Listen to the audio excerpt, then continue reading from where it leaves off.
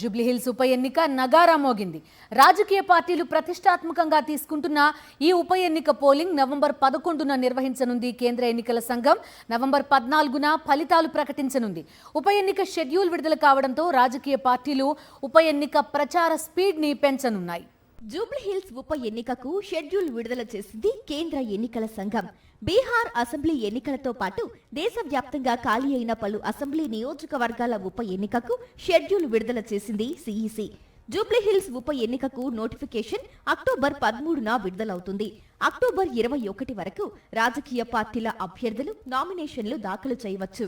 అభ్యర్థులు దాఖలు చేసిన నామినేషన్లను అక్టోబర్ 22న పరిశీలిస్తారు. అక్టోబర్ 24 వరకు అభ్యర్థులు నామినేషన్లు ఉపసంహరించుకునే అవకాశం సిఈసి కల్పించింది.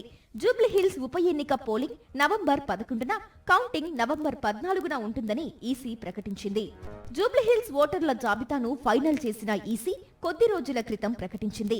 నియోజకవర్గంలో 3,98,982 మంది ఓటర్లు ఉన్నారు. వీరిలో 2,07,367 మంది పురుషులు, 1,91,590 మంది మహిళా ఓటర్లు ఉన్నారు.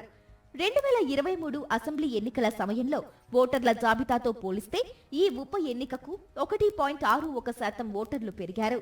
జూబ్లీహిల్స్ ఉప ఎన్నిక కోసం 407 పోలింగ్ స్టేషన్లు ఏర్పాటు చేశారు. ప్రతి పోలింగ్ స్టేషన్లో సుమారు 900 మందికి పైగా ఓటర్లు ఓటు హక్కు వినియోగించుకునేలా కేంద్ర ఎన్నికల సంఘం ఏర్పాట్లు చేస్తుంది.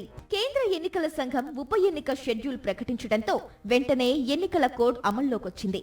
మరోవైపు ఉప ఎన్నికకు పారదర్శకంగా నిర్వహించేందుకు ఏర్పాట్లు చేస్తున్నట్లు ఎన్నికల సంఘం ప్రకటించింది.